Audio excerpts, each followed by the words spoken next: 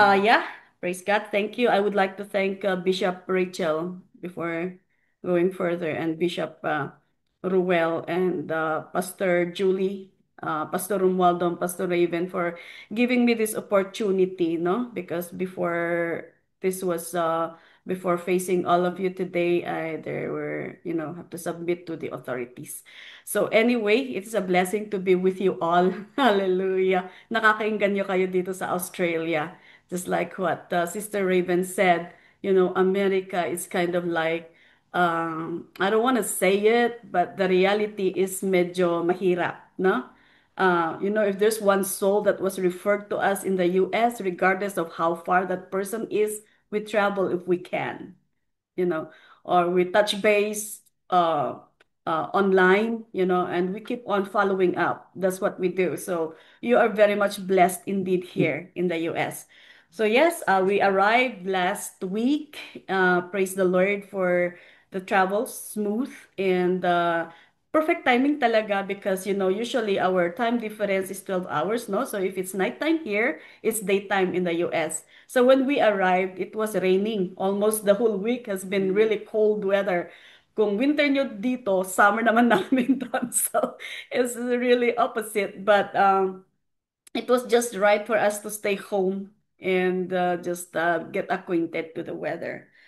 I really believe that it is not by accident. Wherever we are, whatever we do, as long as we are with God, when we're submitting things to God, I don't believe that it is by accident. And even while we were still in the United States, I was already notified that I would be sharing with you. So I started praying already and asking God, ano ba yung gusto mong gawin ko? Ano ba yung gusto mong sabihin sa mga kapatiran natin doon? Ano ba yung, what is in your heart, oh God? And I would like to feel that. And so it's just been, just an encouragement, you know, just to share an encouragement because I mean, I don't know you. I know Sister Teresa from Sydney. Nag-close naman sila ng camp. I don't see the other faces here. I see Sister Leonie from Darwin. I met her during my sister's wedding. So, but God knows us. Do you know that? Regardless of how much we hide from anybody, we cannot really run away from the presence of God. Because uh, from the very beginning, alam na ni Lord kung sino tayo, kung ano tayo maging, kung anong mukha natin, di ba? Kung how long, yung ilong natin, saan tayo ipapanganak. Ano na lahat ni Lord yan. Kaya kahit nga ano po ang gawin nating magtago, hindi po tayo we won't be able to hide, pasensya na from the presence of God. And I just want to encourage each one that regardless of our experiences, regardless of our history, our background, God loves us equally. Wala po siyang pinapaboran. Amen.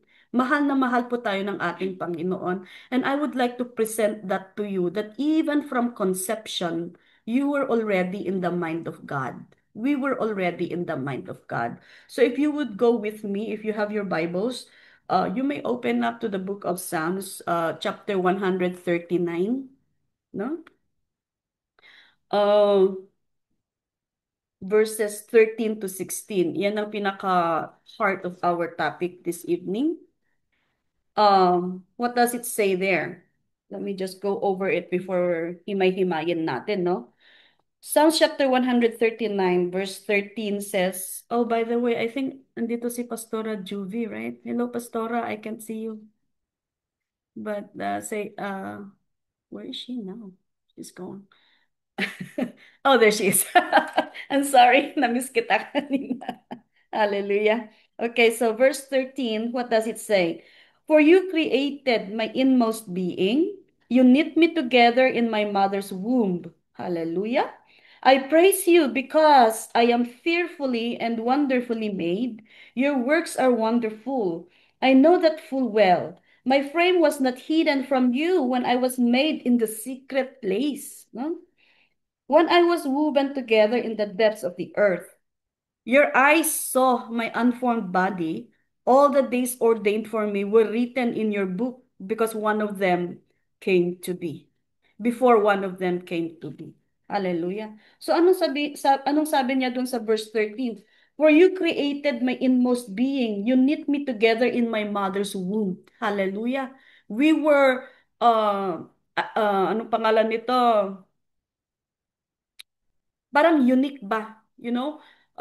Every in the medical, how a body is formed, you start from a cell, and that cell come together to become a tissue. And those tissues, they kind of find their way. Ang galing ni Lord kung paano niya talaga ginawa ang tao, no? Yung tissues, they come together to become an organ, right? So yung organ, magiging system yan. And the system becomes the whole body. So, from stage to stage pala, merong importance yon. So from the very beginning, sabi nga natin kanina, that even before we were formed in our mother's womb, God already He has us in His thought. Sabi niya, Raquel, ganito ang mata mo, dito ka ipapanganak sa Pumayo family, and you will be born in Sagada, you will be born in the hospital, hindi sa bahay. No? So I mean, from the very beginning, alam na ni Lord kung ano talaga ang magiging form natin, and even itsura natin. However, regardless, we are made fearfully and wonderfully. Bakit nakakatakot ba tayo? Does it mean na tayo nakakatakot na ginawa ni Lord? No. It means fearfully we show kind of like even when we were born already, we were made, there is that innate, from what I understand, is we have our innermost or innate feature ba na or character na we fear God, we show reverence, in reverence. In what they see in us, we are showing, nakikita nila kung sino tayo, nakikita nila ang DNA ng Panginoon on how we live our life as we walk with the Lord, and we were wonderfully made. Okay, you know what? Even identical twins, kahit nasabihin natin sila na sila identical, from head to foot identical sila, there is always na makikita po na difference. Amen? They may show similarities in a lot of ways physically, but sometimes yung attitude iba, sometimes panagkuskusilap ti maysa sa bali kasi sometimes panagsaon na imagine maysa di maysa mo't kat medyo very vocal, very harsh kung magsalita, sometimes ganun po because we were created uniquely by the Lord. Amen. And the good thing is that grabe pala, merong intimacy doon. Kaya pala binuo tayo ni Lord na every part, even the smallest part in our body is very important. Kasi plano yan ni Lord eh. God has planned that for us for a reason. Amen. Maybe others would say, why then was I born with one leg shorter than the other? Why was I born then, what do you call this now? Iba yung mga may deformities ba? Sometimes at the very moment, hindi po natin naiintindihan yan. But if we dig deeper, it is for the glory of God. Amen? That's our main purpose na binuo po tayo ng Panginoon for His glory. So uh, we are intimately known by God. May nabasa ako because kasi nga I was praying, Lord, ano ba? So I kind of like keep on praying. And there was this that I came across with, and I would like to share it with you. We were intimately known by God. In Psalms 139 verse 13, you created my inmost being. You knit me together in my mother's womb. Binuo niya tayo doon, Ginawa niya tayo specifically, as I said, every features that we have, that's what was in the mind of God. Amen? So, intimately na kakilala tayo ng Panginoon. Kaya kung minsan when I'm praying, I would say, somebody said that he is the engineer. And an engineer, when they dismantle things, they should know or whenever we dismantle something, we should know how to put them back, right?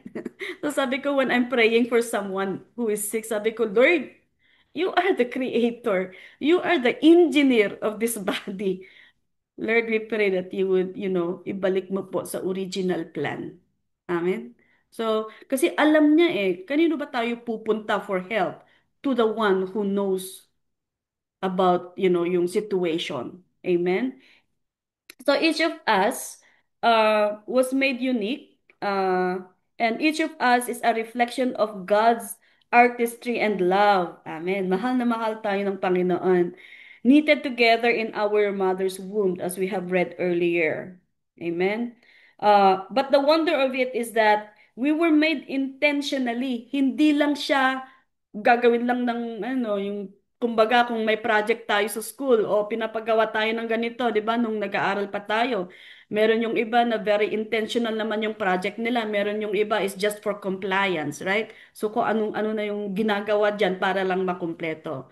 Pero sa atin po, because God loves us so much, He planned it ahead of time. Talagang plinano ng Panginoon kung anong magiging itsura natin, how will we be as as we are gonna be born. Amen.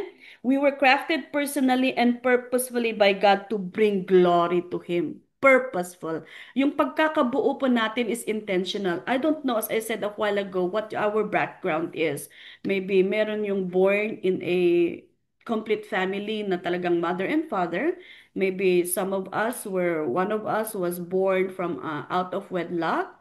Or, yung mga rape victims, mga ganun, no? Sometimes, mag-question talaga tayo, no? But, ganun pala ang pagmamahal ng ating Panginoon, no? Wala pong accident sa atin. Wala pong accident kay God when it comes to Him, because He has intentional.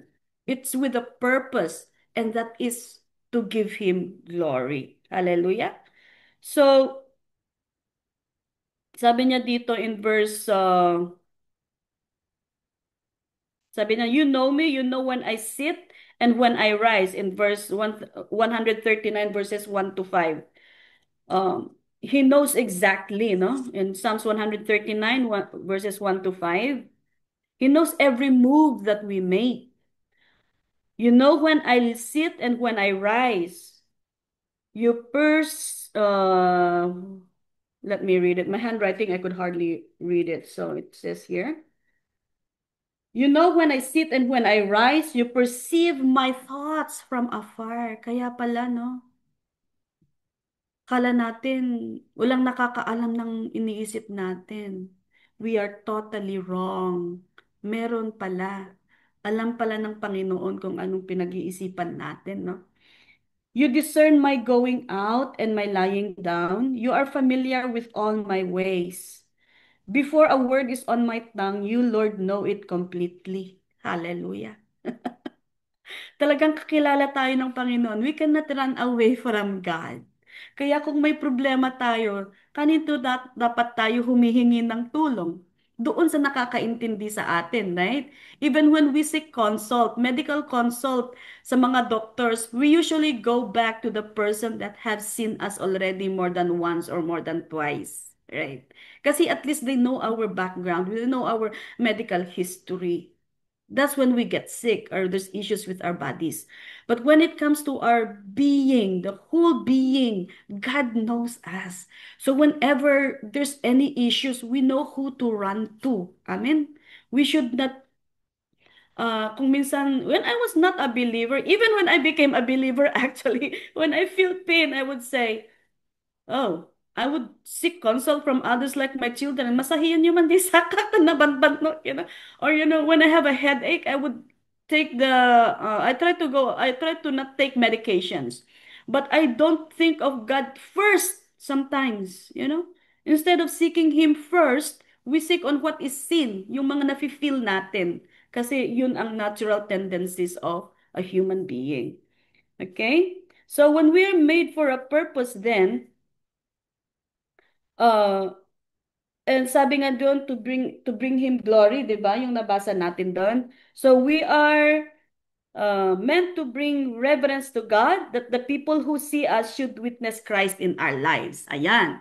So we were fearfully and wonderfully made. So when we showing reverence to God, out of our reverence, we became obedient. We become obedient. Out of our reverence, we become dependent on God.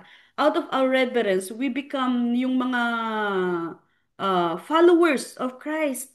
So what they see in us is yung Christ-like character po. Yung personality ng ating Panginoon. Amen?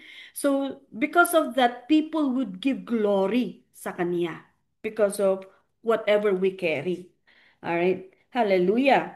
Wonderfully means to be distinct, marked out, be separated, or distinguished. Kaya po naiiba tayo sa mga ibang tao when we have Christ in our lives. They see a different person. When I was not a believer, ako po, anyway, God changes us from glory to glory, right? Meron yung mga attitude naman natin na hindi ka agad na napapalitan yan eh, nag-change. It is not overtime or overnight na nag-change yan. Unti-unti po yan. Ako po, may asawa po ako, yung asawa ko pa, pastor, tapos I still have that strong personality ba? Nakakahiya mang aminin, but it's the truth. But God has been dealing really with me on this area. You know, yung strong personality that you tend to be stronger than your spouse, stronger than your husband, that mapilit tayo. We sometimes insist on what we want. Kahit na magpapaalam tayo, kahit na alam na natin na hindi, gagawin pa natin, di ba? Meron yung mga decision making. We would be the ones to insist on what we want and not respecting yung husbands natin. And that is not what God has designed actually. So, as we start to, show that we respect our spouses, we respect our husbands, we respect our elders, then the world will see that. The world will see the difference, you know? Kasi yun ang turo ng ating Panginoon to be submissive to our husbands, right? To submit to our leaders, right? If in the world, sometimes because of our achievement, sometimes because of whatever we have gained or who we are, we have accomplished, sometimes that brings us up a little bit, may pride ba? But in God's um what do we call this, in God, that should not be, because we were created to be submissive to our leaders, or submissive to God, of course, and it follows yung submission natin sa ating Panginoon, it follows po yung obedience natin to the rest of his commandments, or his teachings. Amen. Hallelujah. So we are separate, we are distinct. Kunadanton ay imbagman ni Raquel dati manag-ungot, manag-ungot ak pailaon tata nga matlis na bawasan. Yeah. At least mabawasan. Hindi na yung konting bagay lang halimbawa when driving, 'di ba? Who is a driver here? Kung minsan may nag-overtake, mabaling kumakit, ibusina mga dagos yung DJ horn 'di ba? Kasi galit ka. That's not the right way ako matikal sa dakat kasi kada mo. Siri pumpay sino nga ta driver diay kung kunampay ejay. But since we are changed, wala na 'yon, 'di ba? Parang let it be. Ayan mo na. There's a reason for everything. Amen. Hallelujah. Uh, we weren't made wonderful in the eyes of the world, but from the heart of God to bring glory to His name. We have each been intentionally set apart, different from the world. Paulit-ulit na lang, no? However, in our daily lives, sometimes our concerns in life, like anxiety, mga problema sa buhay, dito sa Australia, medyo the situation, your status is sometimes the issue, or maybe family problems at home. These things tends to draw us away from His purpose, the purpose of God in our lives, which may be attributed to our lack of trust in Christ. Amen. Sometimes yung ano yung nararanasan natin, that's kind of like drawing us away kung ano yung original plan ng ating Panginoon sa atin. Because we are now focusing on what is sin nga. We are focusing on what is at the moment. We are not focusing, or we are not fixing or trusting, we are lacking trust in God, that Kung siya ang gumawa sa atin, siya ang din ang mag-heal. Kung ano man ang problema natin, basta't idulog natin sa Kanya, and we learn to listen as well. Hindi po yung mag-pray tayo and we insist on what we want. Hindi po. But it is in accordance to His plan or to His will. Amen. So, in Psalms 139 verse 16, medyo mabilis pa to. Your eyes saw my unformed body. All the days ordained for me were written in your book before one of them came to be. Hallelujah. So again, kilalang kilala na po tayo ng ating Panginoon. Uh, my sister says that she knows me, but there are still things that she doesn't know about me, right? Your spouse may say that your husbands may say that they know you, but I doubt meron at meron pa rin yung tinatago natin sa ating mga asawa. Sometimes intentional, sometimes unintentional naman. But the Lord knows everything. God knows everything. Amen? Pero mahal na mahal po tayo ng ating Panginoon. And that is what He would like to, I don't know how to come across to let you know that we are so precious to Him.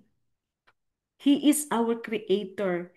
He made an effort to think about us, to form us, to give us a hope in the future. Diba? Yun yung promise niya. It is God's plan for us. It is God's will for us to prosper us. Amen. And that is the will of God. However, we know that the devil, of course, is always lurking around like a roaring lion nga. That whenever he gets the opportunity, ayan, chaos comes, problems come, that distracts us from the plan of God in our lives, takes us away from that. Amen.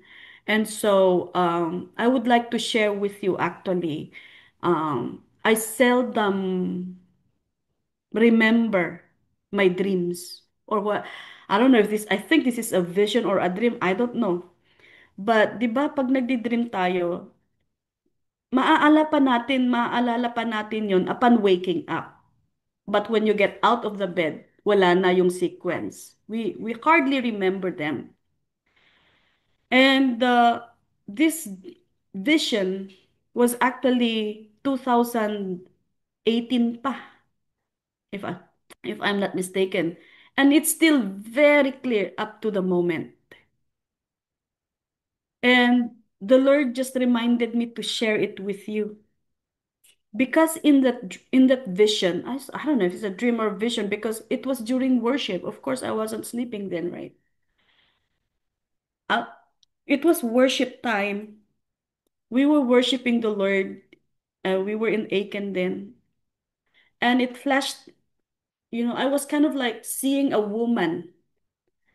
This woman is actually with a long hair, with a white dress, and is kneeling down inside a brown shiny jar. 'Di ba? Very clear pa sa akin yung itsura nun. Brown shiny jar and the lid wala po siyang takip.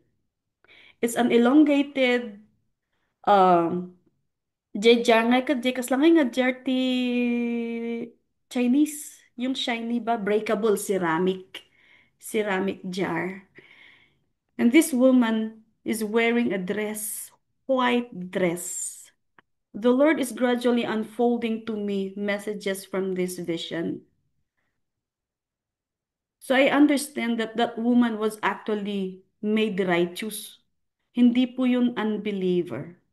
I believe that that woman is actually a believer. Amen.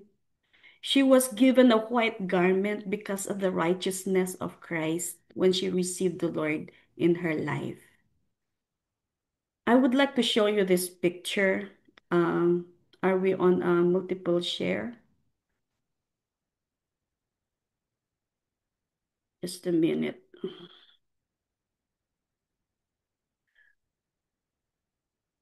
Mm,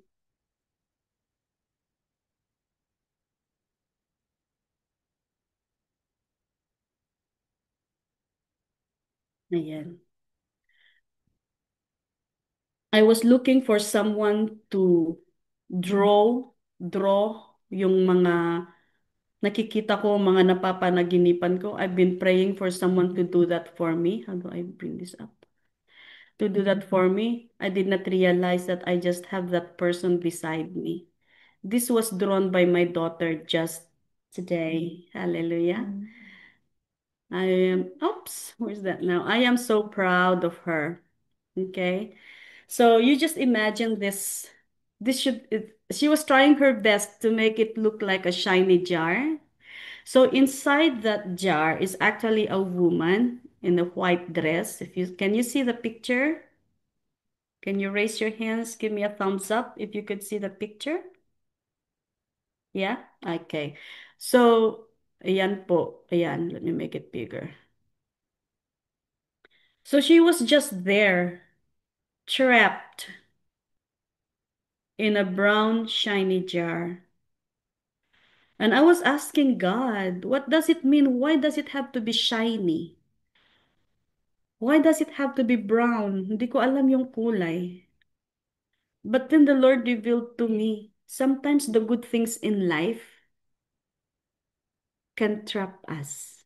Tama po ba? Sometimes the blessings can trap us, can make us limited in our movement. Sometimes they make our world smaller. Yung mga blessings, kasi yun na yung ginagalawan natin. Like for example, I also work, and it is a testimony. Having a job is a blessing. Having a house is a blessing, you know? But if that blessing is now limiting us from the good things that God wants us to do, or from the things that God wants us to do, then lumiliit yung mundo natin, right? We are trapped in a jar. We are limited with what we can do. Hindi na tayo nakakapunta doon kahit na, even in our Bible study, sometimes we tend to neglect it. Even prayer meeting, we tend to neglect it because we are already trapped doon sa shiny things around us, right? And so we cannot move. What else? Our position maybe. Ang daming mga possible shiny things that can be surrounding us. The blessings in life. These are, like, for example, our children, our family. Sometimes they would also limit us from exercising the will of God, or from us accomplishing the will of God in our lives. Kasi po naging makitid na naging limited na our focus is just on this, and we need to do this. Our house, we need to go to work para po may pambayad, di ba? Yung whatever projects we have at home, sometimes they tend to pull us down. It's not bad. Just like I said in at the church last Sunday, it's okay. Or was it at the church or here, I think, when we had the Thanksgiving? Blessings are good, but if they tend to pull us away from the presence of God, I don't think that will be good. Because the original plan of God in our lives is to give us a hope in the future, right? To be free, to be able to do that, enjoy the life that He has given us. But the thing is that a lot of things unknowingly and knowingly are entrapping us. So, but then the moment po that this person stood up, how do I go there?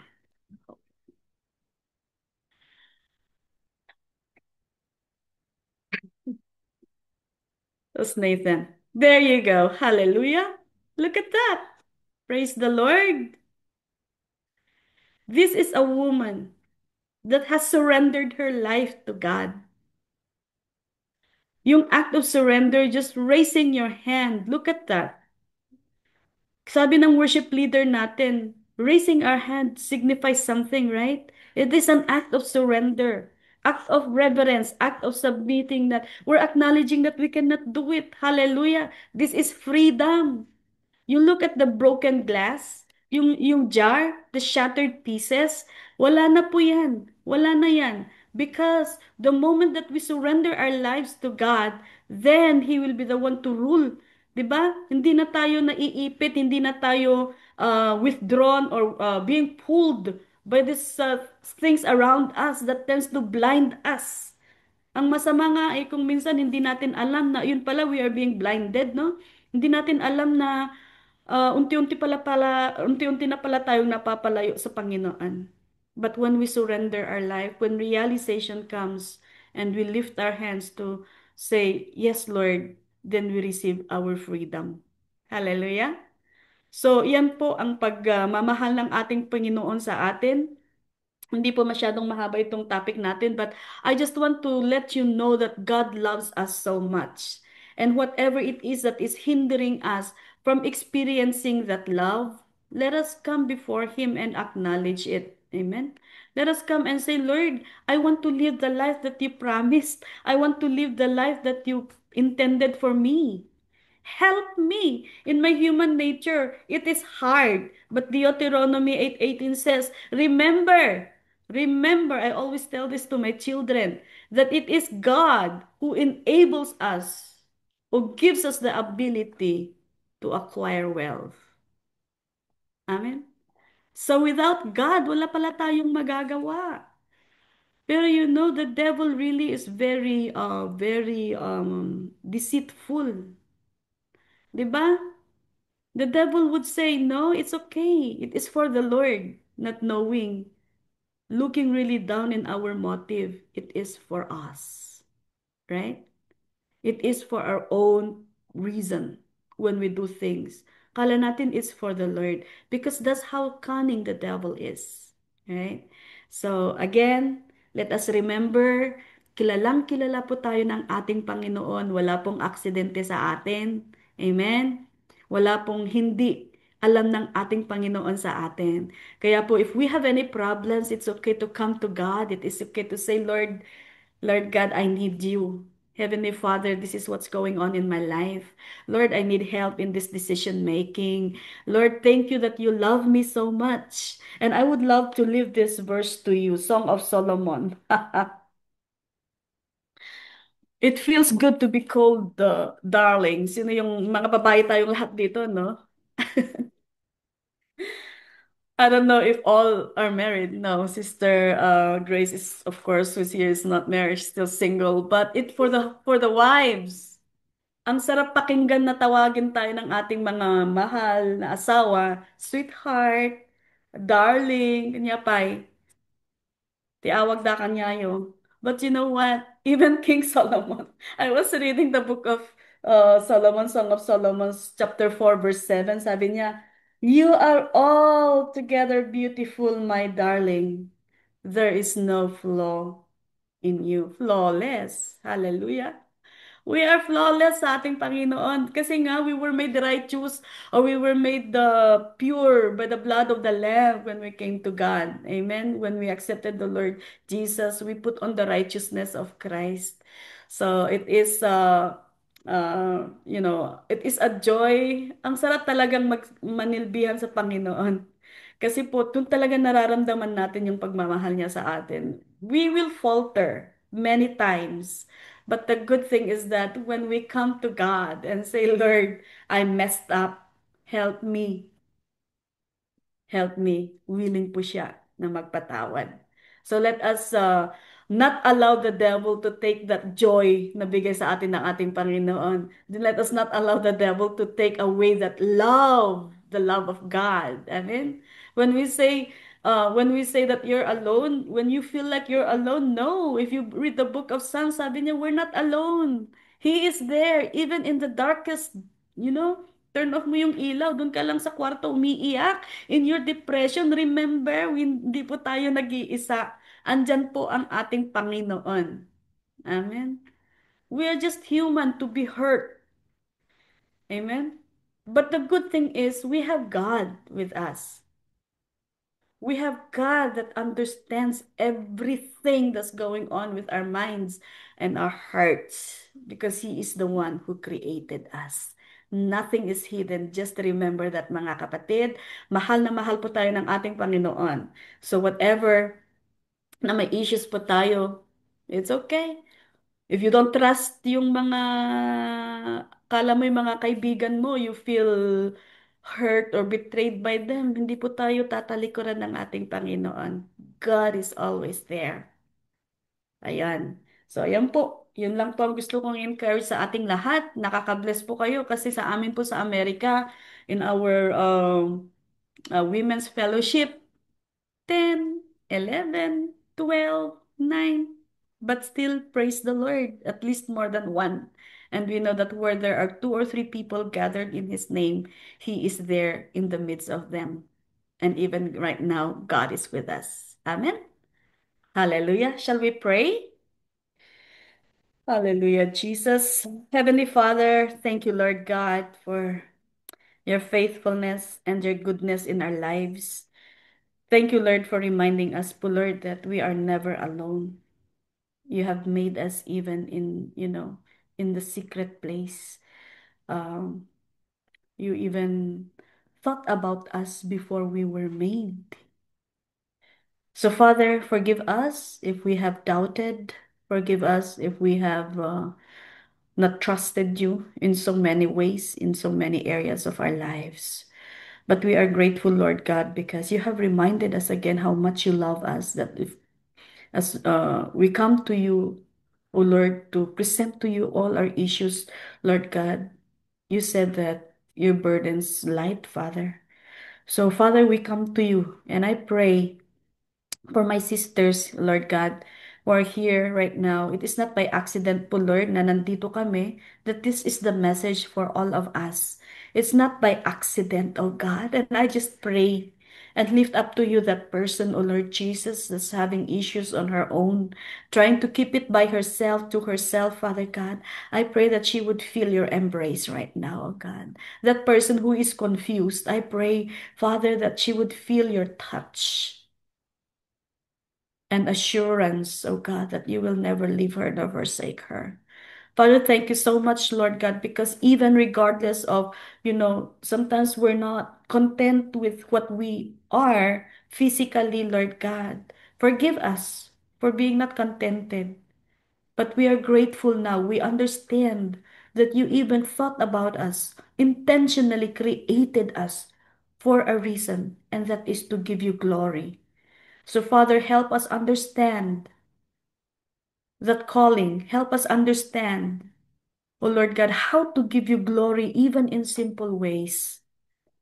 Father, thank you so much. I lift up to you all my sisters that you would bless them even more. In Jesus' name we pray. Amen. Amen. To God be the glory. Subliki JMC.